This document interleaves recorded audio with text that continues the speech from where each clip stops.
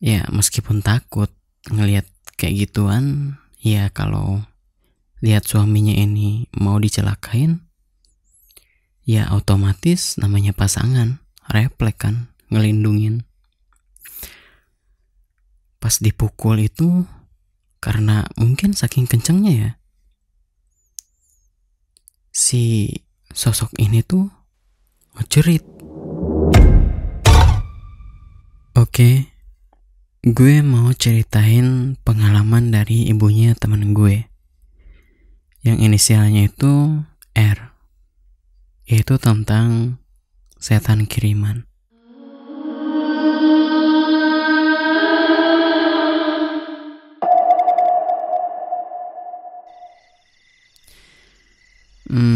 Jadi ceritanya gini. Bapaknya teman gue ini kerjaannya itu kayak semacam punya usaha sendiri, yaitu produksi tempe. Dan dia juga yang ngirim-ngirim ke setiap warung.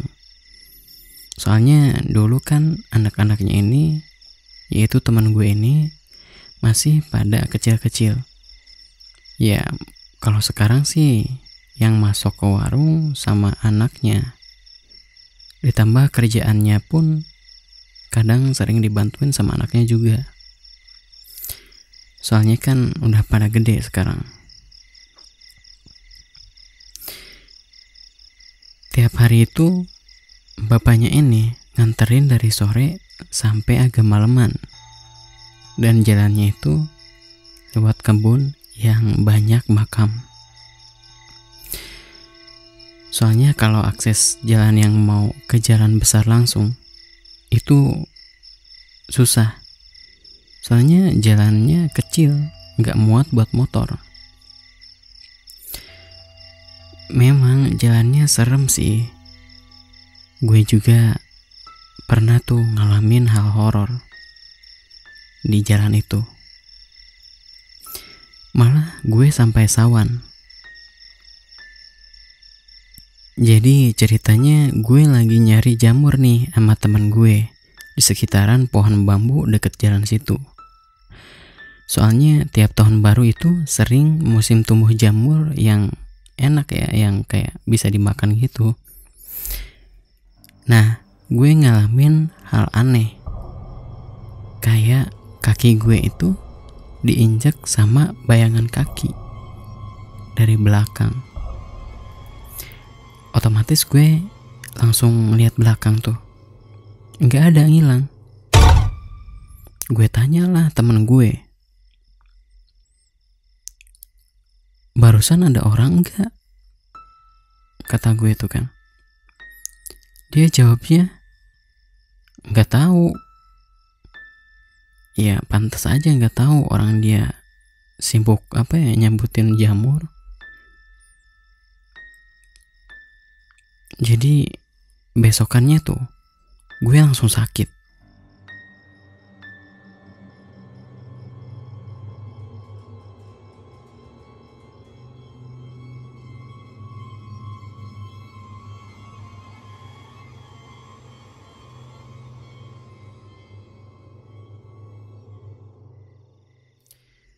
Terus lanjut nih ke si bapak teman gue ini. Nah suatu hari kayak biasa lewat situ. Pas udah nyampe rumah, bapaknya teman gue ini ngambil air dari sumur tetangganya, tapi masih saudaraan. Ya yang namanya kampung jam 8 udah sepi banget. Apalagi ini tepat di sebelahnya itu, ya tepat di sebelah rumah si bapaknya teman gue ini, itu pemakaman umum. Ya tambah mencekam lah rumah dia tuh. Pas waktu bapaknya lagi narik timbaan air, kan sambil ngelihat ke atas tuh, dia tiba-tiba ngelihat sesuatu yang aneh. Kayak sekelebatan kain putih lewat ke pohon alpukat.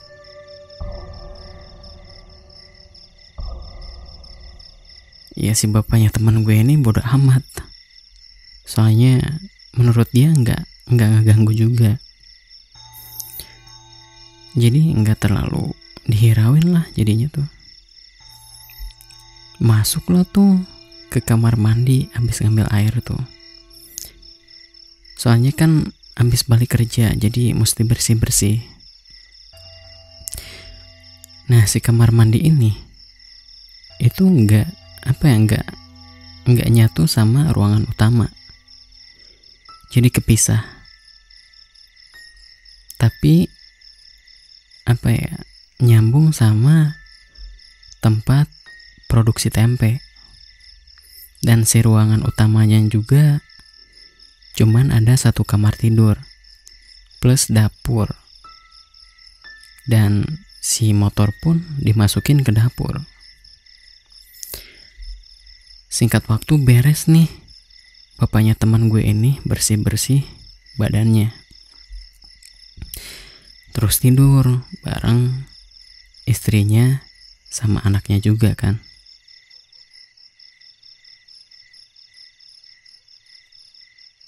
Nggak tahu jam berapa si istrinya ini bangun dari tidurnya. Dan pas bangun tidur tuh dia langsung ngearah ke suaminya ini. Jadi pas bangun langsung ngeliat ke arah suaminya. Dia ngerasa aneh.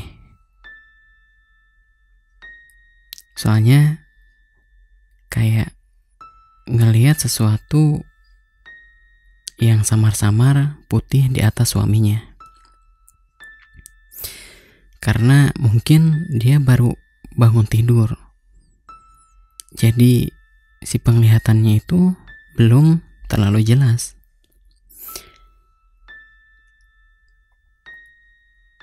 Mungkin beberapa detikan lah penglihatannya itu mulai jelas. Kaget lah, sadar dia itu bukan orang. Dan posisinya itu kan sebelahan.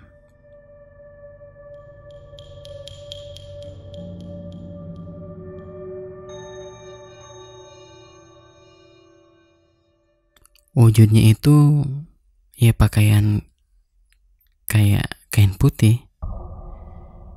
Terus rambutnya itu terurai ke wajah si suaminya ini. Soalnya saking panjangnya kan. Tapi yang bikin kaget itu posisi tangannya. Posisi tangannya itu kayak mau nyekik si suaminya dia. Gercep lah si istrinya ini nyari sesuatu buat ngusir si makhluk ini. Kebetulan tuh ada sapu lidi di samping kasur pojok yang biasa buat bersihin kasur sebelum tidur. Dipukul lah si sosok ini kenceng banget. Saking nafsu. Ya meskipun takut ngelihat kayak gituan, ya kalau lihat suaminya ini mau dicelakain, ya otomatis namanya pasangan, refleks kan, ngelindungin. Pas dipukul itu, karena mungkin saking kencengnya ya, si sosok ini tuh ngejerit.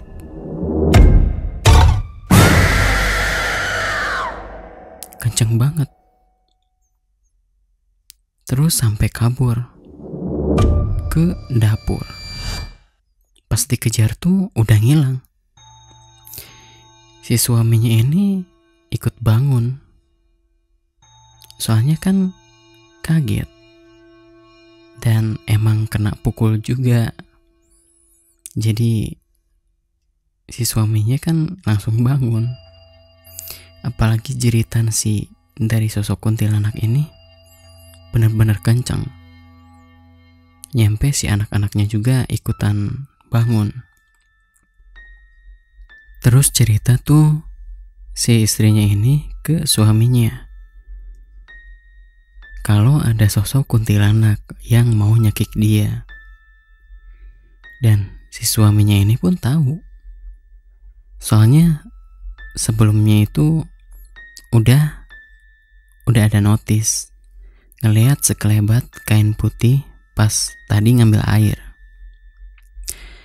Apalagi si suara jeritannya itu yang tadi membangunin seluruh penghuni rumah itu. Terus katanya, habis dari kejadian itu tuh, mereka semua gak tidur sampai menjelang subuh.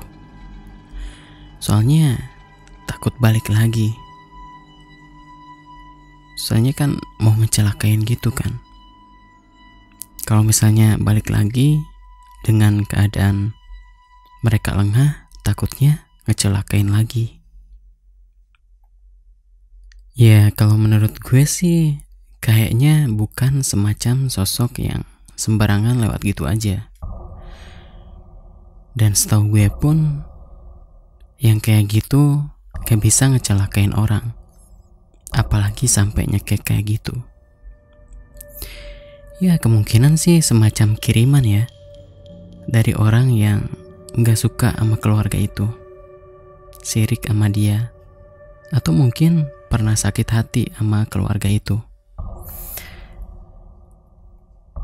Mungkin gara-gara itu jadi punya perasaan dendam atau mungkin semacamnya. Soalnya yang kayak gitu juga butuh tunggangan. Kalau kayak kita mungkin uang jalan lah disebutnya tuh. Nah si uang jalan ini itu semacam hal negatif, kayak perasaan ingin balas dendam dan hal-hal negatif lainnya mungkin ya. Dan kalau menurut gue sih hati-hati ya. Kalau bersosialisasi jangan sampai bikin orang di sekitar lo itu sampai sakit hati. Mungkin tanpa sepengetahuan lo, dia nyimpen dendam pribadi dan ngegunain sihir buat celakain lo.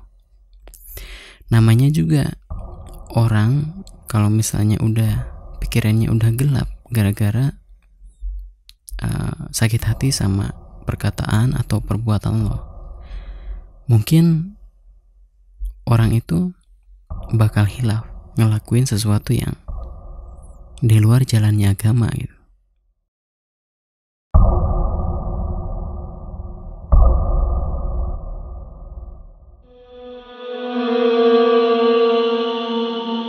Mungkin segitu aja cerita dari pengalaman ibunya teman gue ini tentang setan kiriman. Bye.